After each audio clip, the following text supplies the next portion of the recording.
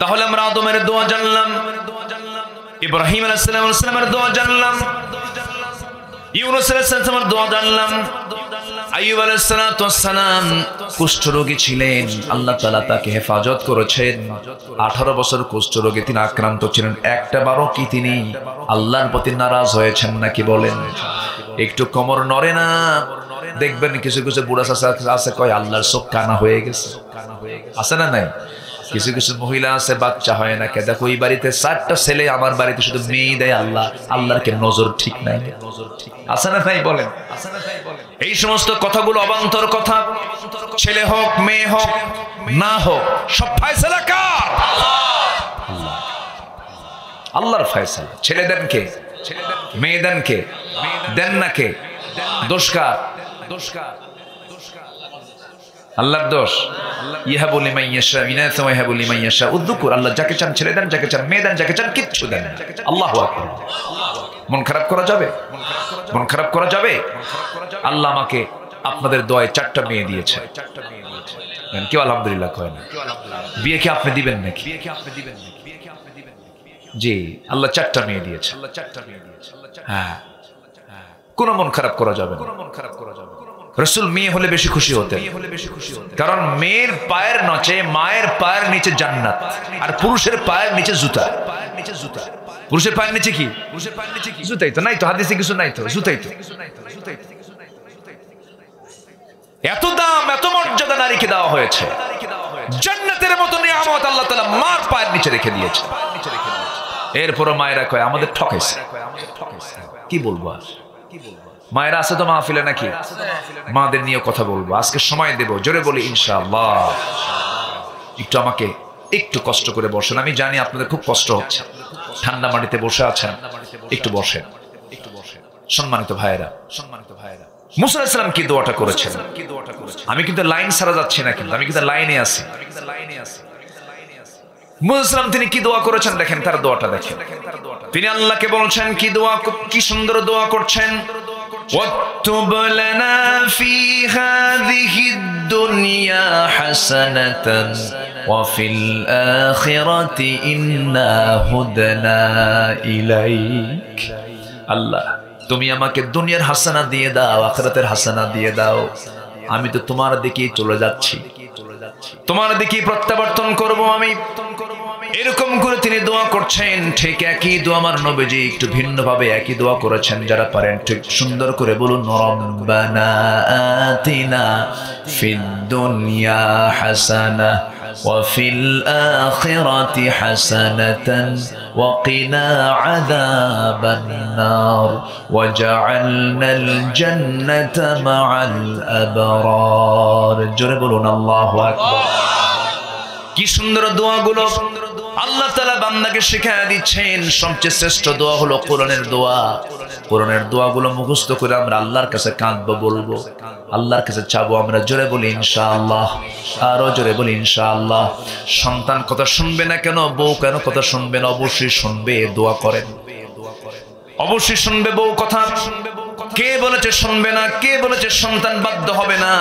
ওই দোয়াটা করবেন, রব্বানা রব্বানা রব্বানা রব্বানা হাব লানা মিন আজওয়াজিনা ওয়া যুররিয়াতিনা কুররাতা আ'য়ুনিন ওয়াজআলনা লিল মুত্তাকিনা ইমামা। আল্লাহু আকবার। আল্লাহ তুমি আমাকে নেক স্ত্রী দাও, নেক সন্তান দিয়ে দাও। দিয়ে দিবেন কে? এসে দোয়া চাই আমাদের কাছে, হুজুর বউ কথা শোনে না, তুমি কি নামাজ পড়ো? না হুজুর নামাজ পড়ি, বিড়ি খাই। কি খাই? বিড়ি খাই। তাহলে বউ কথা শুনবে কেমনে? নামাজও পড়ো না, বিড়ি খায়, বউ ভালো হবে? আবার মাহফিলে এসে কিছু লোক প্রশ্ন করে, হুজুর বিড়ি খাওয়া কি জায়েজ আছে? মানে উনি জায়েজের চেষ্টায় আছে। কথা বলবো, বলবো কথা। আমার দেশে বিড়ি খাওয়া মানুষ বেশি না বিড়ি ছাড়া লোক বেশি? বলেন, বিড়ি খাওয়া লোক বেশি না বিড়ি ছাড়া লোক বেশি? বিড়ি খাওয়ার কোনো দোয়া আছে? সে কতবার খায়? আনলিমিটেড। আল্লাহ তুমি সকল নেশা থেকে জাতিকে মুক্ত রাখো। জোরে বলি আমিন, আরো জোরে আমিন। সকল নেশাকে আল্লাহ তাআলা হারাম করে দিয়েছেন। খাবার দু প্রকার, একটা হালাল আরেকটা কি, আরেকটা কি বলেন? হারাম। আমরা হারামে যাব না হালালে যাব? হারামের কাছে যাওয়া যাবে, হারামে গেলেই জাহান্নাম। আবার কিছু লোক আছে হারামেও যায় হালালেও যায়, আল্লাহ খুশি থাক শয়তানও বেজার না হোক, এরকম আছে না নয়? কিছু হুজুরও আছে, সিনেমা হল উদ্বোধন হবে, হুজুর যায়, আল্লাহ তুমি সিনেমা হলে বরকত দাও।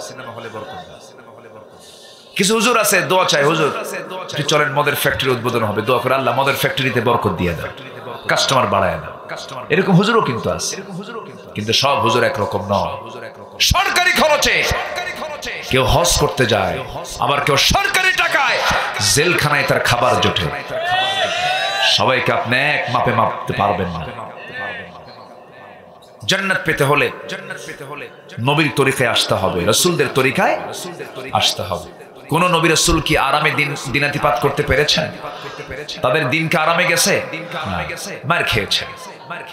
নূহ আলাইহিস সালাতু ওয়াস সালামকে একদিন মারতে মারতে অজ্ঞান করে ফেলেছে, অজ্ঞান বানায় ফেলেছে।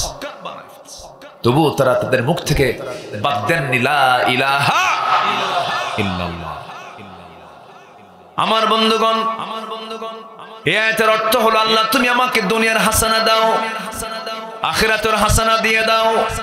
দুনিয়ার কল্যাণটা দাও, আখিরাতের কল্যাণটা দাও। কল্যাণ মানে আমরা অনেকেই বুঝি হাজার কোটি টাকার মালিক হলে বুঝে সে কল্যাণ প্রাপ্ত হলো। এমনও ধনী বাংলাদেশে আছে 1000 কোটি টাকার মালিক, কিন্তু সারাদিন 24 ঘন্টায় ভাত খায় 4 গ্রাম 5 গ্রাম। আছে না? আসতে বলবেন না আছে না নাই? আছে, কোনো নিয়ামত তার মধ্যে নাই, খেতে পারে না।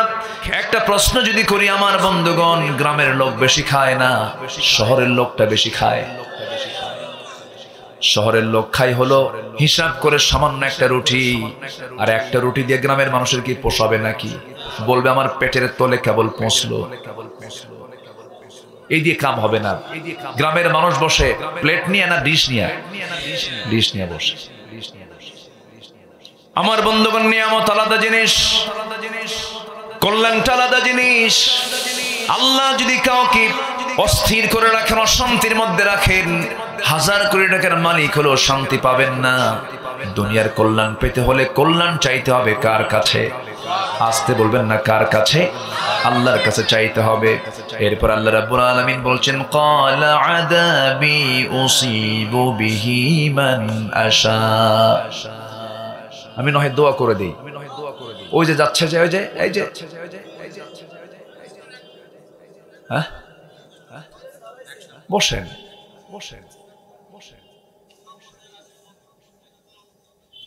কি করব বলেন তো? এই যে উঠে যে 2-1 জন করে, হ্যাঁ ও চাপ, নিম্নচাপ। আচ্ছা নিম্নচাপ যদি হয় সমস্যা নাই, একটু বলবেন হুজুর এই যে একটু যাচ্ছি, একটু বলবেন। দয়া করে কেউ ঊর্ধ্বচাপে যাবেন না। ঊর্ধ্বচাপ হলো বিড়ি খাওয়া চাপ, এ চাপও কিন্তু কম না।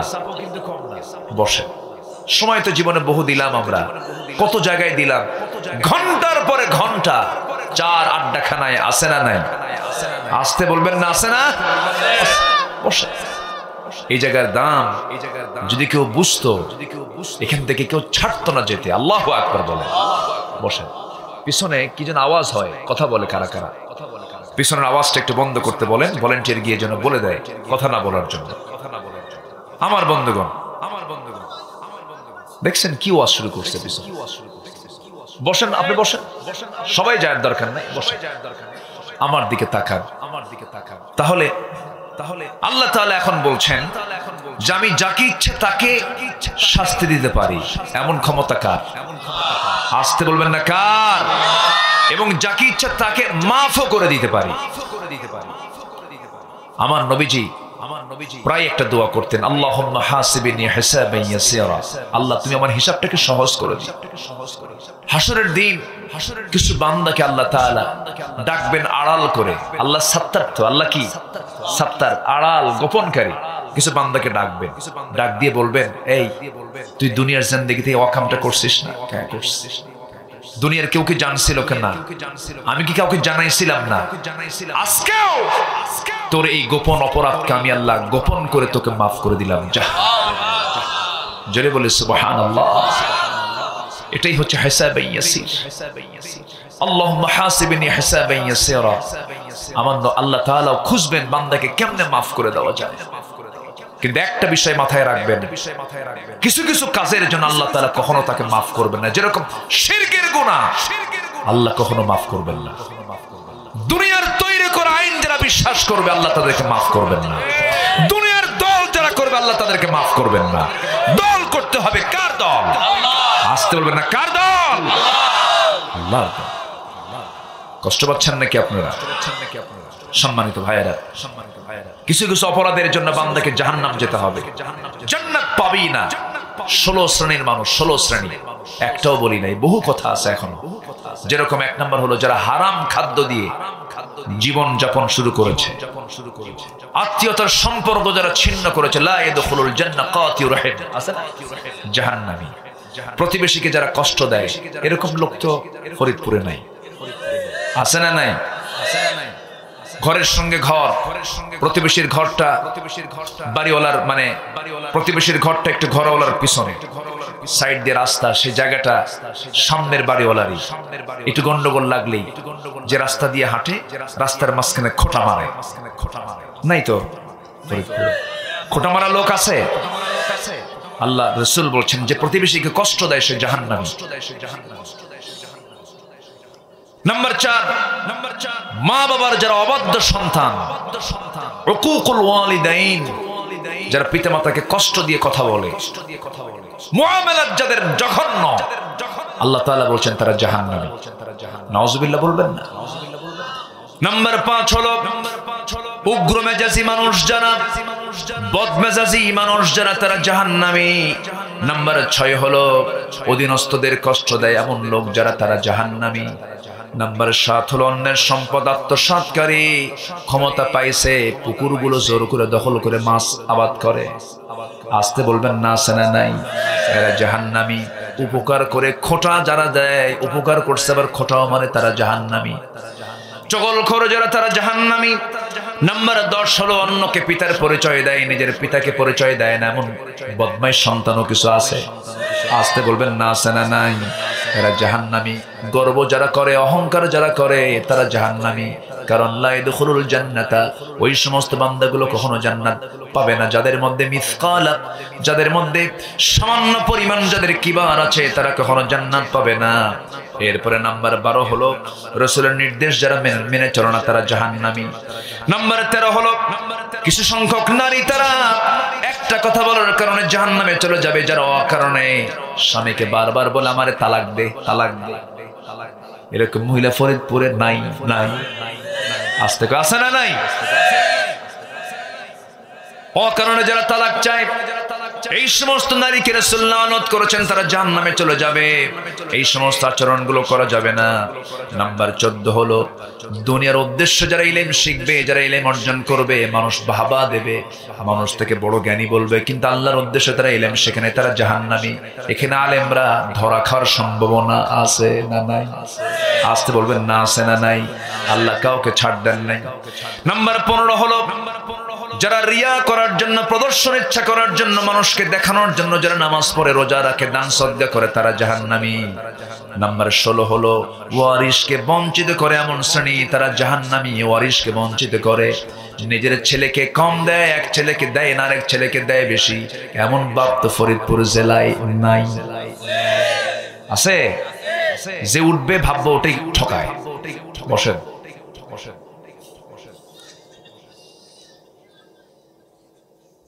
সম্পত্তির ওয়ারিসে যে ব্যক্তি হেরফের করবে, এলোমেলো করবে, জান্নাত তার জন্য বাজেয়াপ্ত হয়ে যাবে। আছে না?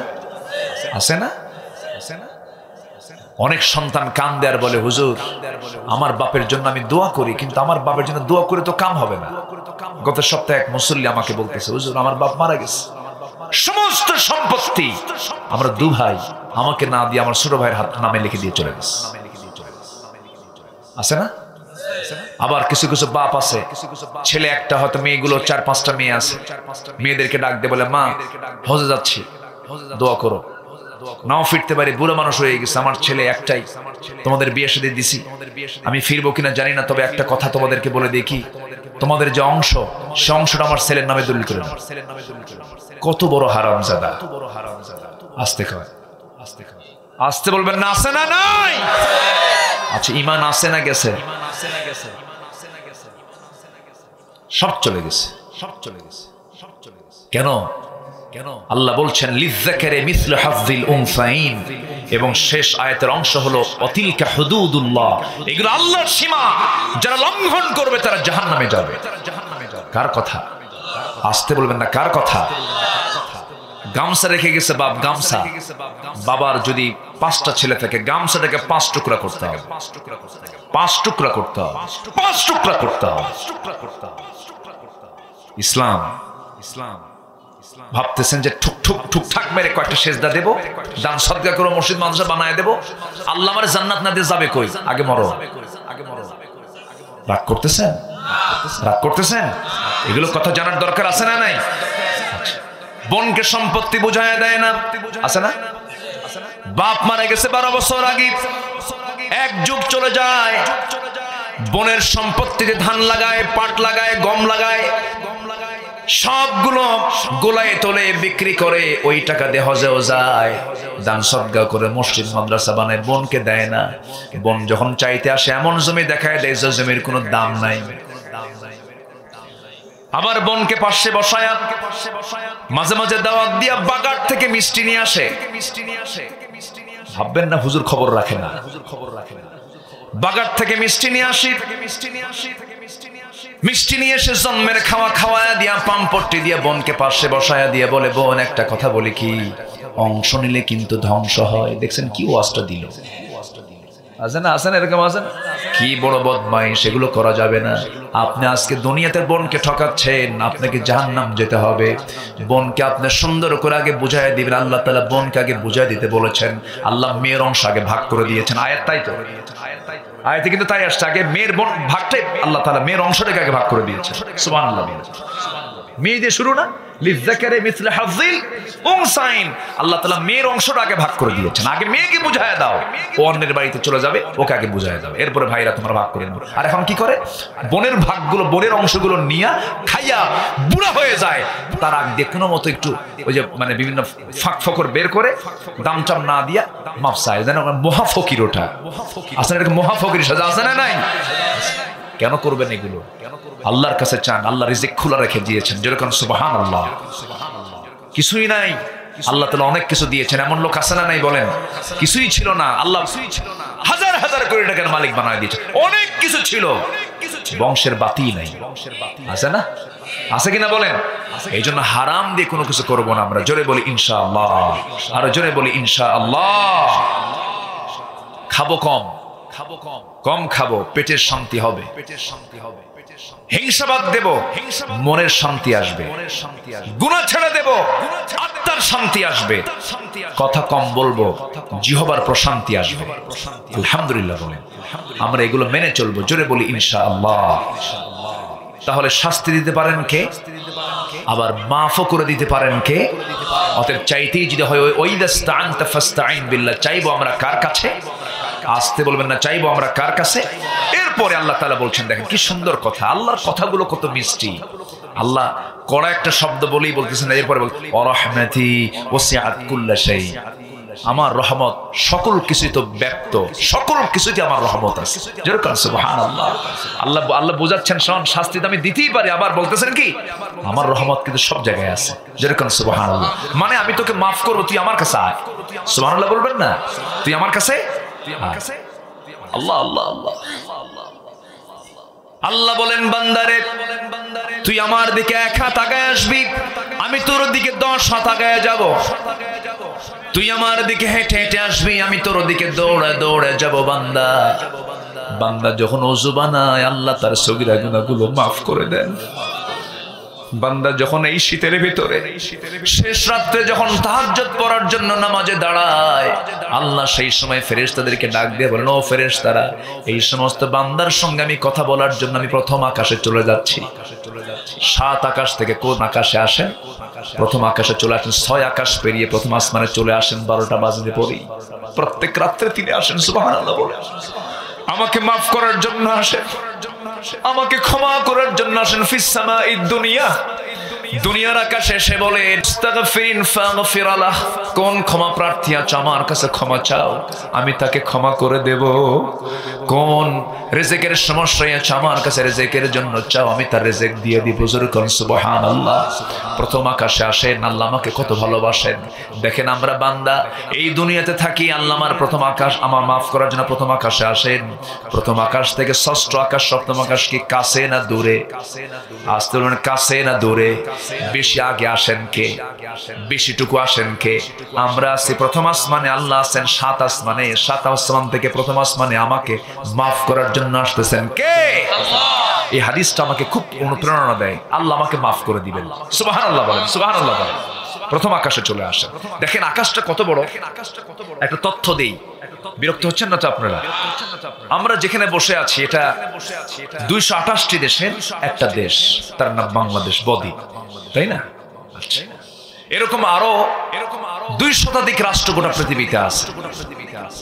বাংলাদেশে ফরিদপুর জেলার, গুগলে সার্চ দিল এখন সব বের হয়ে আসে, ফরিদপুর জেলার সদর উপজেলার আমরা কিতলা, তালকই, তাল আছে তো নাকি? তাল গাছটা আছে? আচ্ছা, যদি থাকে তাহলে নাম ঠিক আছে। ঢাকারও তালতলা আছে, কিন্তু ওখানে সব কোনো তাল টাল নাই, সব বিল্ডিং তলা। আচ্ছা, মতিঝিলে মতিটতি নাই, কোনো ঝিলও নাই, সব ভরাট। এই জন্য বললাম এখানে তালটাল আছে তো নাকি? আচ্ছা, তালতলায় আছে। এই তালতলা থেকে আমরা যদি দিনের বেলা আকাশের দিকে তাকাই, কি দেখতে পাই? একটা আলো দেওয়ার জন্য কি দেখতে পাই? সূর্য দেখতে পাই। সূর্য বড় না পৃথিবী বড়? মানে সূর্য বড় না পৃথিবী বড়? এই পৃথিবীবাসীকে আল্লাহ তাআলা বাঁচিয়ে রাখার জন্য সূর্যটা দিয়েছেন এত বড় করে। 13 লক্ষ দুনিয়া লাগবে একটা সূর্যের সমান হতে। ছোট্ট দুনিয়াটাকে জীবিত রাখার জন্য কি ম্যানেজমেন্ট, কি ব্যবস্থাপনা! 13 লক্ষ গুণ সূর্য আল্লাহ তাআলা জ্বালানি দিয়ে জ্বালায় দিচ্ছেন। এর জন্য কি জ্বালানি লাগে না? কে ব্যবস্থা করেছেন? কে ব্যবস্থা করেছেন? আল্লাহ। সূর্য চালাচ্ছেন। এই সূর্য পৃথিবী থেকে এত দূরে যে আমাদের চোখে লাগে প্লেটের মতো। রাতের বেলা চাঁদ দেখি, চাঁদ বড় না সূর্য বড়? সূর্য বড়। চাঁদ পৃথিবীর সবচেয়ে নিকটবর্তী। আল্লাহ তাআলার পক্ষ থেকে রাতের একটা ঘড়ি করে, রাতের একটা আল্লাহ তাআলা ঘড়ি করে বান্দার জন্য লিতাহতাদু, যেন তোমার পথ খুঁজে পাও। সুবহানাল্লাহ বলেন। মিটি মিটি করে আলো জ্বলে। আলো তো নিজস্ব নাই চাঁদের, সূর্যের আলোতে আলোকিত হয় চাঁদ, সেই চাঁদ আমরা দেখি। আচ্ছা, এই চাঁদের দেশে মানুষ গেছে। নীল আর্মস্ট্রংরা 6 জন চাঁদের দেশ সফর করে সেখানে আজানের আওয়াজ শুনতে পেয়ে মিশরের কায়রো নগরীতে ঘুরতে নিয়ে কালেমা পড়ে মুসলমান হয়ে গেছে। আচ্ছা, চাঁদে গেল। আবার শুনলাম মানুষ মঙ্গল গ্রহও গেছে। মঙ্গল গ্রহে নাকি গিয়ে কিছু জায়গাও কিনছে, ওখানে গিয়ে থাকবে। থাকো, সমস্যা নেই। মঙ্গল গ্রহে গেছে।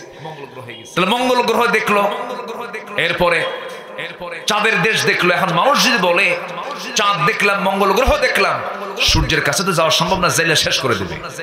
একটু তারকার দেশে যাব। তারকা আমরা আকাশে দেখি রাতের বেলা, চাঁদের পিছনে মিটি মিটি করে জ্বলে। আচ্ছা, এই তারকাগুলোকে আদৌ কি ছোট? আদৌ কি ছোট? এক একটা তারকা সূর্যের চাইতে 33 কোটি গুণ বড়। কত কোটি গুণ বলেন? ছোটখাটো নাকি? আগে ভাবতাম আল্লাহ তুমি আমাদের এই ছোট, আমাদের যে জান্নাত গুলো দেবা 10টা পৃথিবীর মতো একটা জায়গা কই? পরে দেখি না, জায়গার অভাব নেই। আল্লাহু আকবার, কি ম্যানেজমেন্ট! একটা তারকা 33 কোটি গুণ বড় সূর্যের চাইতে। ব্রেন খেলে, আল্লাহ তাআলা বলেন ফারজি'আল বাসারা হাল তারা মিন ফুতুর সুম্মা রজি'আল বাসারা কাররাতাইন ইয়ানকালিবু ইলাইকাল বাসারু খাসিআ ওয়া হুয়া হাসির। তোমার চোখ ক্লান্ত হয়ে নিচের দিকে চলে আসবে, পারবে না তুমি লোড নিতে, তোমার ব্রেন খেলবে না। আমার আল্লাহ কত মহান, কত মহান, কত মহান! এখন যদি কেউ বলে যে আমি তারকার দেশ দেখতে যাব, বিজ্ঞান অনুমান করছেন সৌরজগতের যারা তথ্য চালায় তারা বলতেছে যদি কেউ চেষ্টা করে বিমান দিয়ে হবে না, কপ্টার দিয়ে হবে না, হেলিকপ্টার দিয়ে হবে না। যদি কেউ যেতে চায় নভোযান লাগবে। নভোযান দুনিয়াতে একটা আছে এখন লেটেস্ট, অ্যাপোলো 11, যার ঘন্টার গতি হলো 39,000 কিলোমিটার। 39,000 কিলোমিটার বেগে যদি কেউ রওনা দিয়ে দেয়, সেই তারকার দেশ খুলবে। সেই তারকা আবার কিছু আছে নিকটবর্তী তারকা, সবচেয়ে নিকটবর্তী তারকার নাম হলো প্রক্সিমা সেন্ট্রাই। এই প্রক্সিমা সেন্ট্রাই যদি কেউ যেতে চায় এই দুনিয়া থেকে ঘন্টায় 39,000 কিলোমিটার বেগে সেই অ্যাপোলো 11 চড়ে সেই জায়গায় পৌঁছতে তার সময় লেগে যাবে 1,15,000 বছর মাত্র। যাবেন কারা কারা? হাত তোলেন। ওই একজন যাবে। কেমনে যাবেন? যাওয়া সম্ভব না। কেমনে সম্ভব? আপনি বাঁচবেন কয়দিন? যাবেন কোন দিন? এই বিশাল মহাশূন্যের একটা সামান্য তারকার তথ্য দিয়ে দিলাম। আকাশটা কত দূর, সে আকাশের চাইতে আবার ওই আকাশটা আরো বড়। মাঝখানে মহাশূন্য, এরপরে মহাশূন্য, এরপরে আকাশ, এরপরে মহাশূন্য, এরপরে আকাশ। 6টা আকাশ ডিঙ্গি আল্লাহ রাব্বুল আলামিন আমাকে আপনাকে মাফ করার জন্য দুনিয়ার আকাশে চলে আসেন।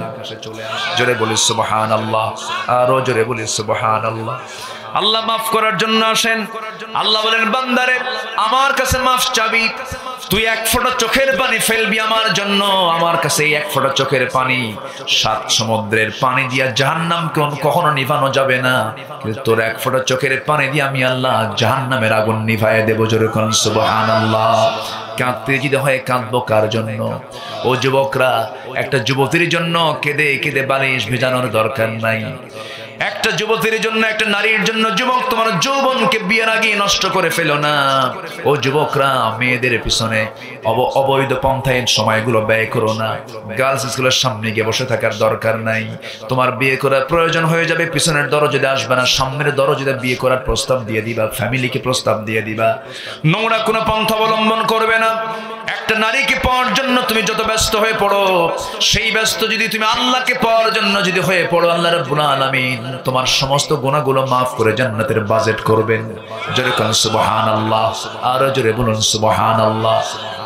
মেয়ের পিছনে সময় দেওয়া মানে মেয়ের জন্য তুমি খরচ করবা, এগুলো সব লস, তোমার লস প্রজেক্ট। ফুসকাওয়ালা লাভ, সুরিফিতাওয়ালা লাভ, কোনো দরকার নাই এগুলো।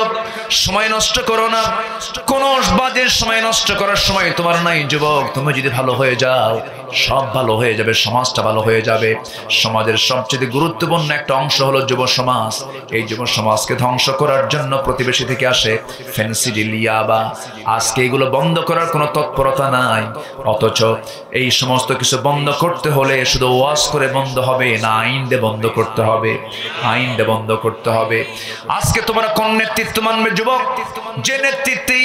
যে নেতৃত্বে মদের বোতল আসে, যে নেতৃত্বে নামাজ নাই, যে নেতৃত্বে তুমি দেখতে পাবে তোমার যে নেতাগুলো তোমাকে নামাজের কথা বলে না, মদের বোতল দিয়ে দেয়, নারী তোমার সামনে সাপ্লাই দিয়ে দেয়, সেই নেতৃত্বের মুখে আমরা জুতা মারি, জুতা মারি। রাজি আছেন কারা কারা? হাত উঁচু করে দেখান মুসলমান।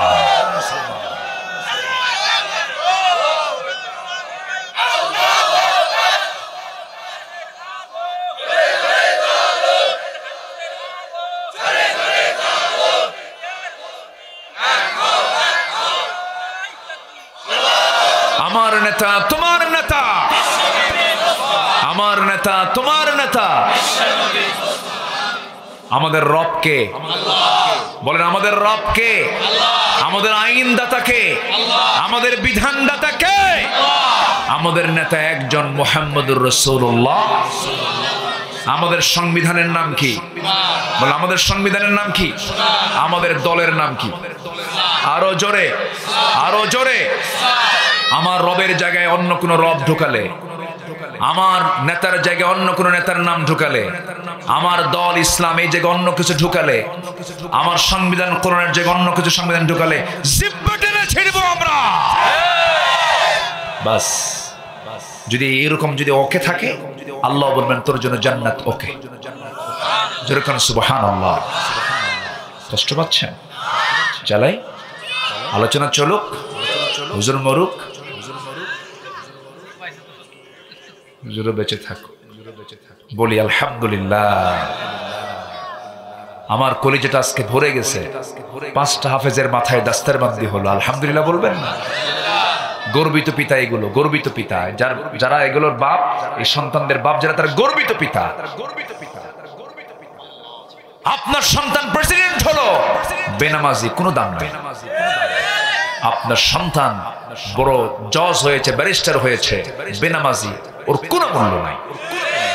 হাফেজ, হাফেজ চেষ্টা করে হওয়া যায় না, তকদির লাগে। আমি এটার বাস্তব সাক্ষী।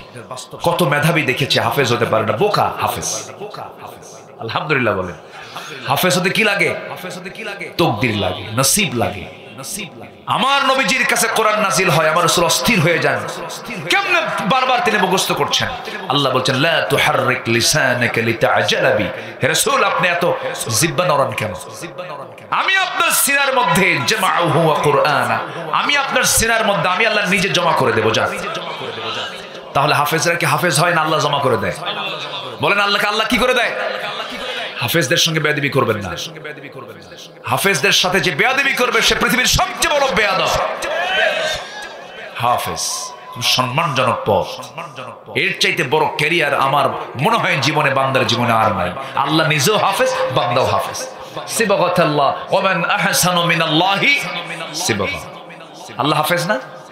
ইন্না নাহনু নাযালনা যিকরা ওয়া ইন্না লাহু লাহাফিজুন। আল্লাহ হাফেজ, বান্দাও হাফেজ। সুবহানাল্লাহ বলে। খুব ভালো লেগেছে আমার। আল্লাহ তুমি মাদ্রাসাকে কবুল করো, জোরে বলি আমিন, আরো জোরে আমিন। তাহলে শাস্তি দিবেন কে? আবার রহমত দিবেন কে?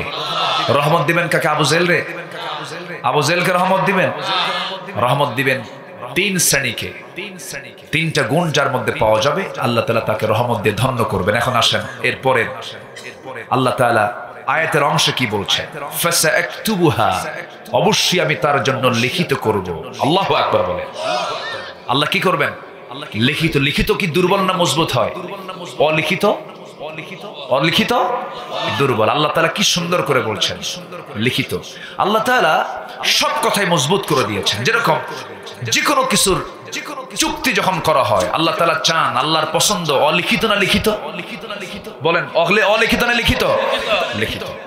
কোরআনে কারীমের সবচেয়ে বড় আয়াত কোনটা যদি প্রশ্ন করা হয়, ওটাই হলো লেনদেনের আয়াত। যেরকম সুবহানাল্লাহ। চলে যাচ্ছে কেন? বসেন, একটু বসেন। সবচেয়ে বড় আয়াত হলো লেনদেনের আয়াত। ইদা তাদায়ানতুম বিদাইনিন ইলা আজালিন মুসাম্মান ফাকতুবুহ। যখন তোমরা কোনো কিছু চুক্তি করতে যাবে লিখিত করে নাও। দেনা পাওনা কি করে নাও? লিখিত করে নাও। কার কথা? তাহলে কোনো গন্ডগোল লাগবে না। আল্লাহ তাআলা এখানেও বলছেন আমি অবশ্যই তার জন্য লিখিত করে রাখবো, রহমত ধন্য করব রহমত দিয়ে। তিনটা গুণ যার মধ্যে থাকবে। তিনটা গুণ আজকে আমরা শিখে যাই। আমি দ্বিতীয় আয়াতের দিকে আজকে যেতে পারবো না।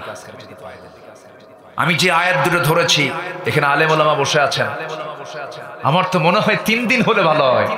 লম্বা সময় লেগে যেত। যতটুকু পেরেছি আমার এই ভাঙ্গা চূড়া ইলম কালাম তো কিছু নাই, কিছু বললাম। কষ্ট পাচ্ছেন না তো আপনারা? আল্লাহ রাব্বুল আলামিন এবার বলছেন রহমত আমি 3 শ্রেণীর ভিতরে দেব। 3টা গুণ যার মধ্যে পাওয়া যাবে তাদেরকে আমি রহমত দিয়ে ধন্য করব। মহান রাব্বুল আলামিন বলেন ফাসাআকতুবুহা লিল্লাযীনা يتقون ويؤتون الزكاة والذين هم بآياتنا يؤمنون জোরে বলুন আল্লাহু আকবার। আরো জোরে বলি আল্লাহু আকবার।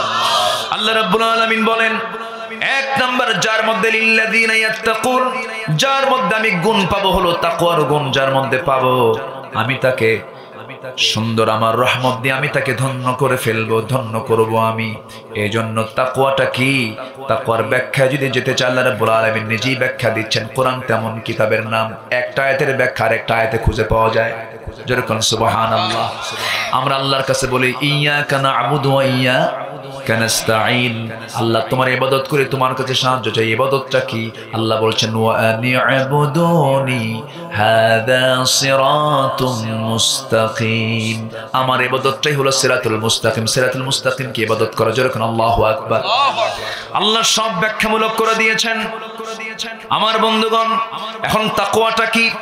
তাকওয়াটা বুঝতে গেলে কিছু মুত্তাকি বান্দাদের কিছু গুণগুলো জানলে পরে আমরা বুঝবো তাকওয়াটা কি। আর যদি আয়াত দিয়ে জানতে চাই, প্রথম দিকে কোরআন খুললে আমরা পেয়ে যাব আল্লাযীনা ইউমিনুনা বিল গায়ব ওয়া ইউকিমুনাস সালাতা ওয়া মিম্মা রাযাকনাহুম ইউনফিকুন ওয়াল্লাযীনা ইউমিনুনা বিমা উনজিলা ইলাইকা ওয়া মা উনজিলা মিন ক্বাবলিক ওয়া বিল আখিরাতি হুম ইউকিনুন। জোরে বলুন আল্লাহু আকবার। পাঁচটা গুণ যার মধ্যে পাওয়া যাবে সে মুত্তাকি। কোথাও যদি ধোঁয়া ওঠে, নিচে কি আছে? বলেন কি আছে? বলেন ধোঁয়া। দেখার লক্ষণ হলো নিচে তার আগুন আছে। মুত্তাকি চেনার জন্য কিছু সিমটম আছে, পাঁচটা সিমটম। এক নাম্বার হলো যারা আল্লাহকে বিশ্বাস করবে না দেখে, ইউমিনুনা বিল গায়ব, আল্লাহকে যারা না দেখে বিশ্বাস করবে। নামাজ যারা কায়েম করবে, নামাজ শুধু পড়লে হবে না, আল্লাহ তাআলা নামাজ পড়ার কথা বলেছেন একবার, নামাজ কায়েমের কথা বলেছেন ৮০ বারেরও বেশি বার। আল্লাহু আকবার বলেন। ফাসাল্লি লিরাব্বিকা ওয়ানহার, একটা বার শুধু নামাজ পড়তে বলা হয়েছে গোটা কোরআনে। আমার বন্ধুগণ, এরপরে যারা রিজিক থেকে কিছু অংশ যারা ইনফাক করবে, যারা খরচ করবে, আল্লাহর পথে দান যারা করবে, কিতাবকে যারা মানবে, আখিরাতকে যারা বিশ্বাস করবে, এই পাঁচটা কাজ যার মধ্যে থাকবে, আল্লাহ তাআলা বলেছেন সে মুত্তাকি। জোরে বলে সুবহানাল্লাহ। মুত্তাকিদের মডেল ছিলেন সাহাবায়ে কেরাম। চারজন খলিফার নাম আমরা সবাই জানি। এক নাম্বার খলিফার নাম কি বলেন? জোরে বলেন, আরো জোরে বলেন। নাম্বার 2 কে? নাম্বার 3 কে? নাম্বার 4 কে? এই চারজন খলিফার জীবন নিয়ে যদি কথা বলতে যাই, জীবন্ত তারা ইউনিভার্সিটি। জোরে কোন আল্লাহু আকবার। এক একজন সাহাবী এক একটা ইউনিভার্সিটি। কি চরিত্র আল্লাহ তাআলা তাদেরকে দিয়েছেন। আমার নবীজি তাদের শিক্ষক ছিলেন। জোরে কোন সুবহানাল্লাহ। নবীজির সহচর্যে তারা থেকেছেন কিয়ামত পর্যন্ত। একটা আবু বকর আর পৃথিবীতে আর তৈরি করতে কেউ পারবে না, একটা ওমরও কেউ তৈরি করতে পারবে না, একটা ওসমান কেউ তৈরি করতে পারবে না। রাসূল তাদেরকে তৈরি করেছেন, রাসূল তাদেরকে বানিয়েছেন। কি সম্মান আল্লাহ তাআলা তাদেরকে দান করেছেন। নবীজি আমার নবীজি প্রথম খলিফার মেয়েকে বিয়ে করেছেন। প্রথম খলিফা আবু বকর সিদ্দিকের সবচাদরের মেয়ে আয়েশাকে রাসূল বিয়ে করেছেন, আয়েশা সিদ্দিকা রাদিয়াল্লাহু আনহাকে বিয়ে করেছেন। মাঝে মাঝে স্বামী স্ত্রীর মধ্যে দ্বন্দ্ব লাগে কিনা বলেন? একদিন দ্বন্দ্ব লেগে গেছে। কি তাদের মধ্যে আদব আখলাকটা কত সুন্দর, সম্মানজনক অবস্থানটা ছিল। আজকেই এই সিরাতটা পড়লাম, আজকেই নতুন বলছি, আমি ইতিপূর্বে কখনো বলি নাই। আমার নবীজির সঙ্গে গন্ডগোল, একটু বাকবিতণ্ডা শুরু হয়ে গেছে। বিচার চাই। আম্মা জান আয়েশা বলছেন বিচার চাই। কি চাই? বিচার চাই। রাসূল বলেন কাকে বিচারক বানাবা বলো? ওমরকে বানায় দিন না। কে? আব্বাকে ডাকেন। কাকে ডাকেন? আব্বাকে ডাক দেন। সাইয়েদনা আবু বকর এসে সামনে দাঁড়ালেন। এবার আম্মা জান আয়েশা বলছেন রাসূল তো এটা ভুল বলেছেন। খেপে গিয়ে রেগে গিয়ে মারতে গেছেন। মারার সঙ্গে সঙ্গে তিনি ভয়ে আমার নবীর পিছনে এসে দাঁড়াইছে। পিছনে যখন দাঁড়িয়েছেন, রাসূল বলছেন আবু বকর তোমাকে আমি বিচার করতে বলছি, তোমাকে তো মারতে বলি নাই। আলহামদুলিল্লাহ বলবেন না? তোমাকে তো মারতে বলি নাই। এবার রাসূল বলছেন ও আয়েশা তুমি চাচ্ছ বিচার, তুমি ভয় আমার পিছনে আসো কেন?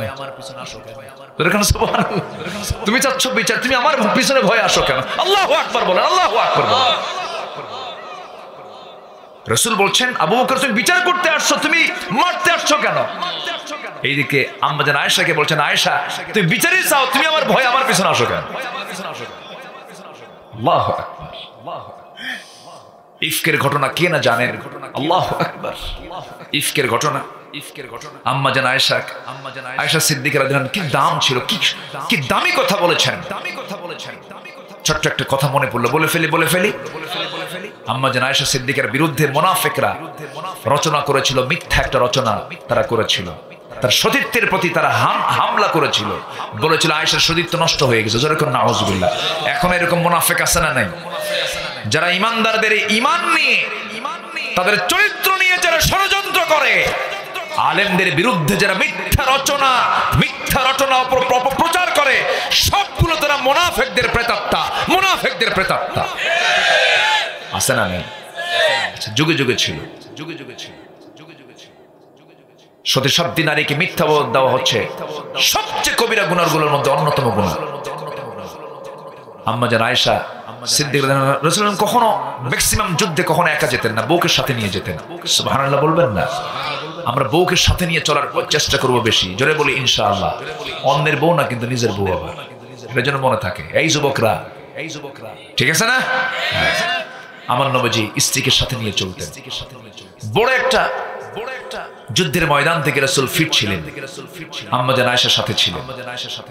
হঠাৎ করে পথিমধ্যে তার প্রকৃতির চাপ আসলো। রাসূল আবার অর্ডার দিয়েছিলেন, দেখো কেউ যদি বাদ পড়ে যায়, সাফওয়ান তোমার দায়িত্ব হলো তুমি বাদ পড়ে যাওয়া আমার সাহাবীকে, আমার ব্যক্তিগুলোকে তুমি নিরাপদে নিজ দায়িত্বে তুমি মদিনায় পৌঁছায় দিবে। কাচ্চা হুজুর, ঠিক আছে। কিন্তু বাদ তো কেউ পড়ে নাই, বাদ পড়েছেন মিসেস মুহাম্মদ সাল্লাল্লাহু আলাইহি ওয়াসাল্লাম। আম্মা জান আয়েশা বাদ পড়ে গেছেন। কেমনে? উনি ছিলেন হাওদার ভিতরে, পালকি যেটা হাওদার মধ্যে ছিলেন। হাওদা উট থেকে নামানো হলো, তিনি নামলেন, নেমে চলে গেলেন আড়ালে। শৌচকার্য করতে গিয়ে একটু দেরি হলো, বিলম্ব হলো। তো বিলম্ব হওয়াতে যিনি তার দায়িত্বে ছিলেন, ওই উটের দায়িত্বে যিনি ছিলেন, তিনি ভাবছেন হাওদার মধ্যে মনে হয়, পালকির মধ্যে মনে হয় আম্মা জান আয়েশা আছেন। ওনার ওজনটা এত কম ছিল, মানে হাওদার মধ্যে থেকেও যে ওজন, না থেকেও সে ওজন। খুব চিকন মানুষ ছিলেন সেই সময় তিনি। তো তুলে সব রওনা দিচ্ছে, সব চলে গেছে। এসে দেখেন কেউ নাই, মহিলা মানুষ একটু ভয় পেলেন। তখন পর্দার বিধান নাজিল হয়েছে, আলহামদুলিল্লাহ। আমার নবীজি সহ সব চলে গেছেন। দায়িত্বপ্রাপ্ত সাহাবী সাফওয়ান রাদিয়াল্লাহু আনহু, তিনি দূর থেকে লক্ষ্য করছেন কি যেন বসে আছে, মাথায় কাপড় মুড়ি দিয়ে ঢেকে ঢুকে বসে আছে। দূর থেকে তাকে চিনতে না পারলেও কাছাকাছি গিয়ে অনুমান করলেন যে এটা আম্মা জান আয়েশা ছাড়া কেউ হবে না। চিনলেন কেন? ওই সময় তিনি তাকে দেখেছিলেন যে সময় পর্দার আয়াত নাজিল হয় নাই। দেখলেন, দেখার পর বললেন, আপনার কোনো টেনশন নাই, কোনো চিন্তা নাই। আমার রাসূল আমাকে দায়িত্ব দিয়েছেন, আপনাকে নিরাপদে সম্মানের সাথে আপনাকে নবীর ঘরে পৌঁছায় দেওয়া হবে। তাকে অত্যন্ত যত্নের সাথে ঘোড়ার পিঠে করে তাকে যত্নের সাথে নিয়ে আমার নবীজির ঘরে পৌঁছা দেওয়া হলো।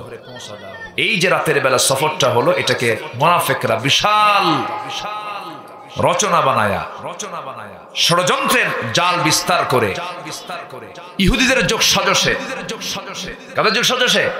ইহুদিদের যোগ সাজসে শেষ পর্যন্ত রাসূলের স্ত্রী আম্মা জান আয়েশাকে নিয়ে তারা একটা অপবাদ চাপিয়ে দিল, তার সতীত্ব নষ্ট হয়ে গেছে। জোরে বলে নাউজুবিল্লাহ। নবীজির পরিবারকে নিয়ে যদি মুনাফিকরা এমন ষড়যন্ত্র করতে পারে, বাংলাদেশে তো ষড়যন্ত্র করার মতো কোনো লোক নাই। আসতে বলবেন না, আছে না নাই? আচ্ছা, আমার নবীজির বিরুদ্ধে যখন, স্ত্রী বিরুদ্ধে যখন রচনাগুলো করা হলো, মিথ্যা অপবাদ চাপিয়ে দেওয়া হলো, নবীজি যদি গায়েব জানতেন সেই সময় বলে ফেলতেন, আয়েশা সব ভুয়া কথা, সব মিথ্যা কথা, কিছুই এগুলো শোনার দরকার নাই, তুমি আমার ঘরেই থাকো। তিনি বললেন, শোনো আয়েশা, কি যেন একটা কথা আমার কানকে ভারী করে দিচ্ছে।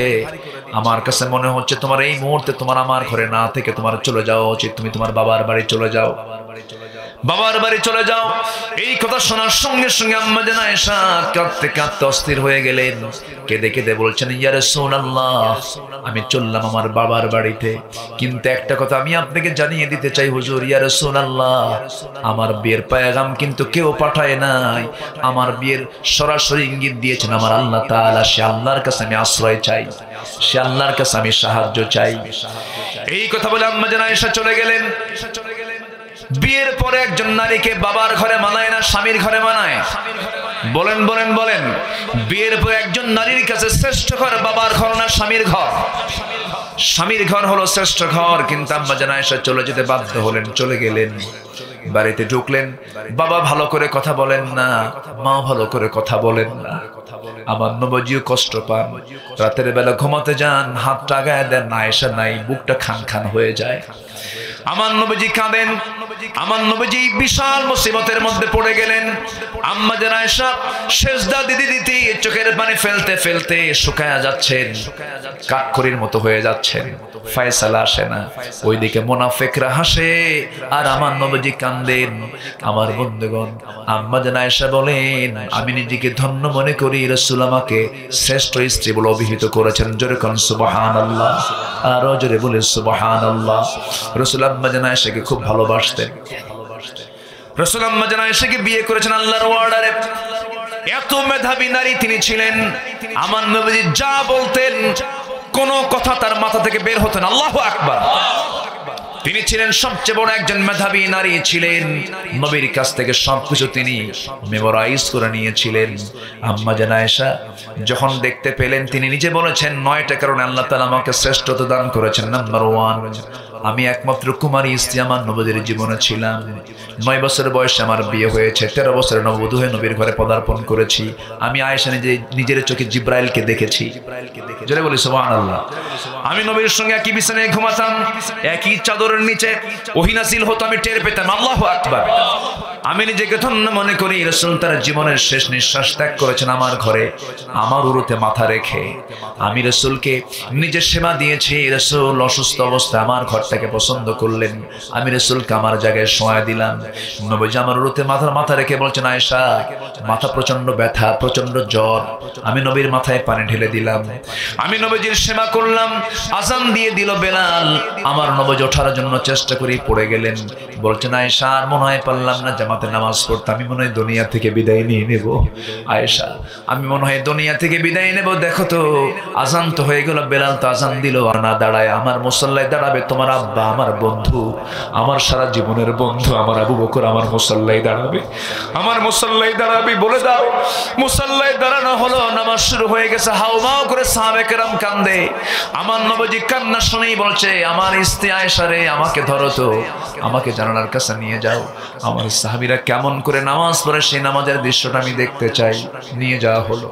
সাহাবে কেরামদের নামাজের দৃশ্যগুলো দেখছেন, নবীজি কান্দেন। আম্মা জান আয়েশা মুখে সেই চোখের পানিগুলো মুছে মুছে দিচ্ছেন আর বলছেন, কান্দেন কেন হুজুর, কি হয়েছে আপনার? রাসূল বলছেন, আয়েশা রে, আমার দুঃখের কান্না নয়, এটা আমার আনন্দের কান্না। এই নামাজ কায়েমের জন্য আমাকে মক্কার মানুষ ঘাট ধাক্কা দিয়ে মক্কা থেকে বের করে দিয়েছিল, আমাকে উটের পচা নারী বড়ি চাপিয়ে দিয়েছিল, সেই নামাজ আজকে কায়েম হয়ে গেছে, এই জন্য আমি আনন্দে কান্না করি। ও আয়েশা আমি মনে হয় বাঁচবো না, একটা মেসওয়াক এনে দাও। মেসওয়াক এনে দেওয়া হলো, চাবায়া চাবায়া নরম করে দিলেন। আম্মা জান আয়েশা বলেন, নিজেকে ধন্য মনে করি, 9টা কারণে আল্লাহ তাআলা আমাকে শ্রেষ্ঠত্ব দান করেছেন। এর মধ্যে আরেকটা হলো, নবীজিকে যখন আমি মেসওয়াক দিলাম, সেই মেসওয়াকটার আগা যখন আমি চাবায়া চাবায়া নরম করে দিয়েছি, রাসূল সেই মেসওয়াকটা নিয়ে আগে মেসওয়াক শুরু না করে মেসওয়াকের আগায় লেগে থাকে আমার মুখের থুতুগুলো রাসূল চুষে চুষে পান করছেন, আমার দিকে তাকায় তাকায় হাসতেছে। আমার নবীজি জীবনের শেষ খাবার খেয়েছেন আমার মুখের লালা। এবার রাসূল দুনিয়া থেকে বিদায় হওয়ার আগ দিয়া আমার রাসূল বলছেন, আয়েশা রে, আমি তোমাকে লাস্ট একটা মেসেজ দিয়ে যাচ্ছি, দেখো তো ঘরের মধ্যে কোনো কিছু আছে নাকি? হুজুর কিছু স্বর্ণ আছে। হাতের তালুতে রাখলেন, নিয়ে বলছেন, এতটুকু সম্পদ আমি রাখবো না, এটা আমি আল্লাহর পথে আমি দান করে গেলাম। আয়েশার একটা কথা জেনে রেখে দিও, আমার উম্মতকে সর্বশেষ একটা মেসেজ দিয়ে দিবা, আমার উম্মতরা যেন আসসালাতা ইমামা লাকাতা ইমানুকুম, 5 ওয়াক্ত নামাজ যেন কখনো না ছেড়ে দেয়। জোরে বলি সুবহানাল্লাহ। সবাই কি নামাজ পড়তে রাজি আছি? 5 ওয়াক্ত নামাজ পড়বেন, কার একটা হাত তুলে দেখান। আল্লাহ কবুল করুন। জোরে বলি আমিন। আরো জোরে আমিন, আরো জোরে আমিন। হাত নামান। আমার নবীজি আছেন আম্মা জান আয়েশার ফয়সালায়। রাসূল গায়েব জানতেন না, তিনি আছেন কার ফয়সালায়? আল্লাহর ফয়সালায়। আম্মা জান আয়েশা কান্দেন, আমার নবীজিও কান্দেন, মুনাফিকরা হাসে। আমার নবীজি অপেক্ষার প্রহর গুনছিলেন, কিন্তু আল্লাহর পক্ষ থেকে আয়াত নাযিল হয়ে গেল, আপনি কোনো টেনশন করবেন না হে রাসূল, ইন্নাল্লাযীনা জাউ বিল ইফকি উসবাতুম মিনকুম, সম্পূর্ণ মিথ্যা নাটক, সাজানো নাটক, কোনো দোষ নাই আম্মা জান আয়েশার, কোনো টেনশন করবেন না। এই আয়াত যখন নাযিল হয়ে গেল, সঙ্গে সঙ্গে আমার নবীজির আনন্দ দেখে কে দৌড় মেরে মেরে চলে গেলেন আম্মা জান আয়েশার কাছে, দরজায় গিয়ে নক করলেন, আয়েশা দরজা খোলো। বললেন, আমার আয়েশা কোথায়? ওই ভিতরের ঘরে আছে। রাসূল মুস্কি মুস্কি হাসি মেরে ভিতরের দিকে চলে যাচ্ছেন, বলতেছেন, হুমায়রা, ও লাল টুকটুকে সুন্দরী লালি আমার আয়েশা, তুমি কোথায়? এই দিকে আসো, আমার দিকে আসো। আয়েশা, তোমার জন্য আয়াত নাজিল হয়ে গেছে, তোমার কোনো দোষ নাই। সঙ্গে সঙ্গে আম্মা জান আয়েশা কোনো হাসি দিলেন না, একটু রাগের মাথা অভিমান করে বলছেন, আমি কারো প্রশংসা করি না, আমি ইব্রাহিমের আল্লাহর প্রশংসা করি। কার আল্লাহ? কি হিকমতপূর্ণ কথা। রাগটাও তো কত ছিল বিজ্ঞচিত। আল্লাহু আকবার বলেন। আল্লাহ আমাদের প্রত্যেকটা পরিবারকে নবীর সুন্নাত দিয়ে ভরায়া দেন। জোরে বলি আমিন, আরো জোরে আমিন, আরো জোরে আমিন।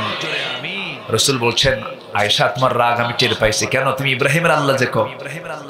চলো আয়াত নাজিল হয়ে গেছে, রাসূল হাসেন, আম্মা জান হাসেন, মুনাফিকরা কাঁদবে, আমার দেশের মুনাফিকরাও কাঁদবে একদিন, ঠিক কি না? সেই দিন সামনে তৈরি হবে, আমরা সঠিক ঈমানের সামনের দিকে চলি, মঞ্জিলে মাকসুদে পৌঁছে দেবেন কে? আল্লাহ তাআলা আমাদের সবাইকে কবুল করুন। জোরে বলি আমিন। আমরা মুত্তাকি হব, জোরে বলি ইনশাআল্লাহ, আর জোরে বলি ইনশাআল্লাহ। অনেক কথা ছিল, বলতে পারলাম না, এক রাত তো। এরপর ওয়ায়ুতুনা যাকাত, যারা যাকাতটা ঠিকমতো দেবে, যারা পরিশুদ্ধ হবে, যাকাত মানে পরিশুদ্ধ হওয়া, যারা যাকাতটা ঠিকমতো আদায় করবে, সম্পদের পরিশুদ্ধতা মানে তার জীবনের পরিশুদ্ধতা, জোরে কোন আল্লাহু আকবার। আচ্ছা, এরপর হলো ওয়াল্লাযীনা হুম বিআয়াতিনা ইউমিনুন, এবং আমি যে আয়াতগুলো দিয়েছি তার প্রতি যারা বিশ্বাস রাখবে, আল্লাহ তাআলা তাদেরকে রহমত দিয়ে ধন্য করবেন। জোরে বলি সুবহানাল্লাহ। আল্লাহ কবুল করুন, আল্লাহ কবুল করুন, জোরে বলি আমিন। এত রাত প্রায় 12টার কাছাকাছি আপনারা যে আমাকে সময় দিয়ে মাহফিলকে সফলের দিকে নিয়ে চলে গেছেন, আল্লাহ এর জন্য উত্তম জাযা দান করুন, জোরে বলি আল্লাহুম্মা আমিন। যে যেখানে আছেন আমরা সবাই নামাজের মতো করে বসি, আমরা সোজা দোয়ার দিকে যাব। আমরা চাইবো কার কাছে?